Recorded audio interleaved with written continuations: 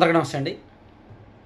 Vijay Thalapathy alias Joseph Vijay ఈ పేరు ఇప్పుడు దేశం మొత్తం మారుమోగిపోద్ది. ఒక 10-15 రోజులు ఆయన పేరు విపరీతంగా మారుమోగిపోద్ది. ఆయనకు పూర్తి స్థాయిలో మ్యాజిక్ ఫిగర్ రానప్పటికీ తమిళనాడులో సింగిల్ లార్జెస్ట్ పార్టీగా అవతరించారు. డిఎంకే అన్నా డిఎంకే కూటమిలను కాదని తమిళ ప్రజలు విజయ్ పార్టీకి మద్దతు పలికారు. సో విజయ్ 106 స్థానాల్లో గెలుపొందే అవకాశం ఉంది. సో ఇప్పుడు ఉన్న సమీకరణాల ప్రకారం మేబీ ఆయన సీఎం అవ్వడానికి ఇతర పార్టీల సహకారం తప్పనిసరి, ఇతర అభ్యర్థుల సహకారం తప్పనిసరి. అంటే ఒక రకంగా సంకీర్ణ ప్రభుత్వమే వస్తుంది, ఆయన సీఎం అవ్వడం అయితే ఖాయం. అయితే విజయ్ ప్రస్థానం చాలా ఆసక్తికరం. విజయ్ తండ్రి చంద్రశేఖర్ ఒక సినీ దర్శకుడు, అండ్ విజయ్ తల్లి శోభ చంద్రశేఖర్ ఆమె ఒక నేపథ్య గాయని, సింగర్. సో వాళ్ళ ఫ్యామిలీ ప్రస్థానం అంతా కూడా సినీ ప్రస్థానమే. ఈయన 10 ఏళ్ల వయసులోనే వెట్రి అనే సినిమాతో బాలనటుడిగా పరిచయం అయ్యాడు. ఆ తర్వాత 18 ఏళ్ల వయసు నుంచి కూడా హీరోగా చేస్తూ మొదట్లో లవ్ స్టోరీలు, ఆ తర్వాత యాక్షన్ ఫ్యామిలీ సెంటిమెంట్ స్టోరీలు, ఆ తర్వాత complete action oriented mass connect అయ్యే స్టోరీలు చేస్తూ వచ్చాను అనమాట.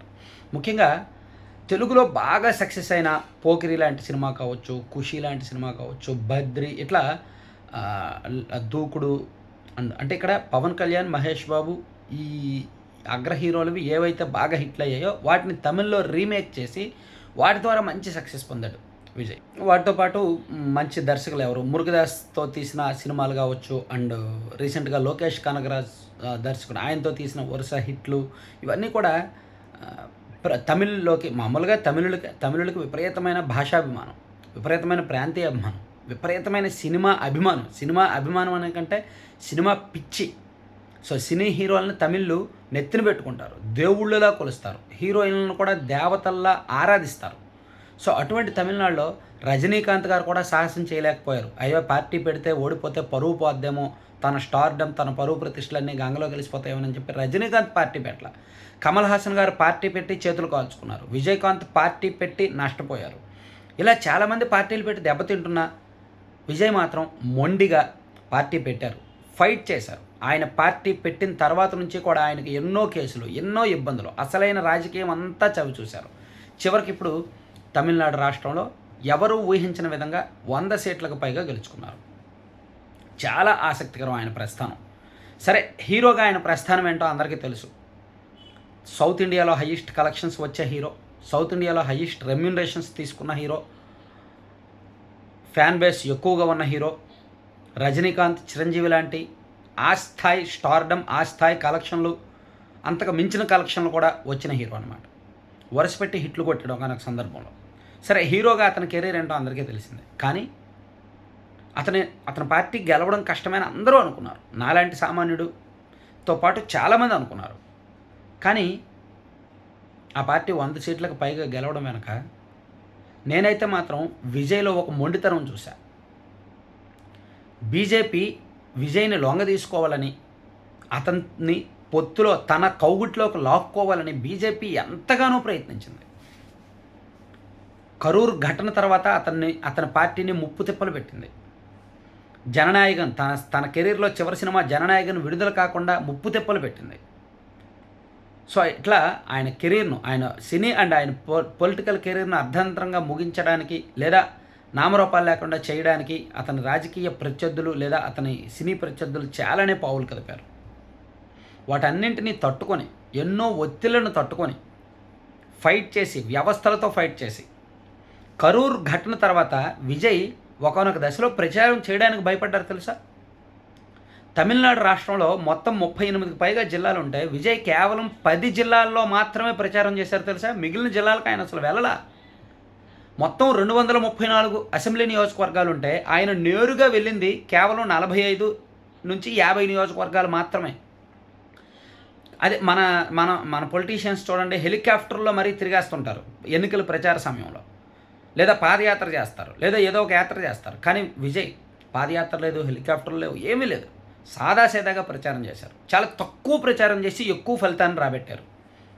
దానికి చాలా కారణాలు ఉన్నాయి. ఎందుకంటే అతన్ని మాట్లాడితే సిబిఐ వాళ్ళు పిలుస్తున్నారు విచారణకు రమ్మని, కరూరు తొక్కిసలాట మీద, అలాగే జననాయకన్ సినిమా న్యాయపరమైన చిక్కులు, మరోవైపు కుటుంబ సమస్యలు, భార్య నుంచి విడాకుల పిటిషన్, ఇలా అనేక సమస్యలు వెంటాడాయి అన్నమాట.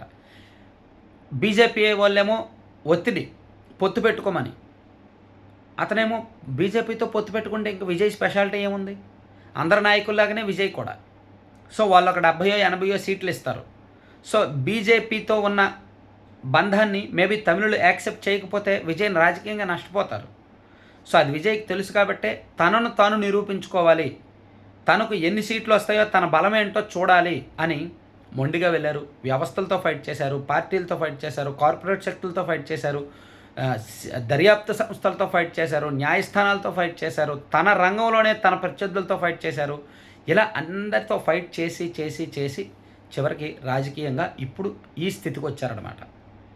సో ఖచ్చితంగా విజయ్ ప్రస్థానం చాలా ఇంట్రెస్టింగ్ అండి, చాలా ఆసక్తికరం అండి, ఖచ్చితంగా తెలుసుకోవాల్సిన ప్రస్థానం. అయితే ఇక్కడితో అయిపోలే సినిమా. అతనికి 120కి పైగా సీట్లు వచ్చుంటే, 125కు పైగా సీట్లు వచ్చుంటే సేఫ్ పాలిటిక్స్ ఉండేది, సేఫ్ గేమ్ నడిచేది. కానీ అతనికి మ్యాజిక్ ఫిగర్ రాల. మరో 12 నుంచి 15 మంది ఎమ్మెల్యేల బలం అతనికి అవసరమైంది ప్రభుత్వాన్ని ఏర్పాటు చేయాలి అంటే. సో ఆ 12 నుంచి 15 మంది ఎమ్మెల్యేలు ఏదో ఒక పార్టీతో రావు, అంటే కాంగ్రెస్తో కలిస్తే రావు, బీజేపీతో కలిస్తే రావు, డిఎంకే లేదా అన్నా డిఎంకేతో కలవాలి, వాళ్ళ మద్దతు తీసుకోవాలి. డిఎంకే అండ్ అన్నా డిఎంకే పార్టీలు దశాబ్దాల తరబడి శత్రుత్వంలో ఉన్నాయి. సో వాళ్ళు ఇప్పుడు విజయ్తో పొత్తు కొప్పుకుంటారా? విజయ్ సీఎం అయితే వీళ్ళు ఎందుకు ఇస్తారు? దశాబ్దాల తరబడి ఉన్న పార్టీలు వేరే వ్యక్తిని, వేరే పార్టీ వాళ్ళని సీఎం చేయడానికి వీళ్ళు ఎందుకు ఒప్పుకుంటారు? సో ఒప్పుకునే అవకాశం లేదు. పోనీ కాంగ్రెస్ ఏమైనా విజయ్తో పొత్తు పెట్టుకుంటే ఇద్దరు కలిపి మ్యాజిక్ ఫిగర్ చేరుకుంటారంటే ఆ అవకాశం కూడా లేదు. సో ఎంతైనా సంకీర్ణ ప్రభుత్వాన్ని అయితే ఏర్పాటు చేస్తారు, కానీ ఆ సంకీర్ణ ప్రభుత్వం ఏర్పడిన తర్వాత నిలదొక్కుకోవడం కష్టం. సంకీర్ణ ప్రభుత్వం వచ్చాక ఎక్కువ అలకలు, బెదిరింపులు, బ్లాక్మెయిల్లు, బిజినెస్లు, వ్యవహారాలు బోల్డ్ అన్ని నడుస్తాయి. సో ప్రతి ఎమ్మెల్యే కూడా ప్రభుత్వంతో గేమ్ ఆడడానికి చూస్తారనమాట అధికార పక్షంలో వాళ్ళు. ఎందుకంటే డిఫెన్స్లో ఉంటుంది ప్రభుత్వం, ఆత్మరక్షణలో ఉంటుంది, ఎప్పుడు కూలిపోద్దో తెలియదు. సో అందుకే విజయ్కి ఇంకా మున్ముందు అసలైన సినిమా ఉంది, అసలైన పాలిటిక్స్ మున్ముందు ఉంది. సో అతను సీఎం అయితే అవ్వచ్చు ఇప్పుడు, కానీ ఆ 5 ఏళ్ళు తన పదవిని కాపాడుకోవడానికి, 5 ఏళ్ళు తన అధికారాన్ని నిలుపుకోవడానికి అతను ఫైట్ చేస్తూనే ఉండాలి.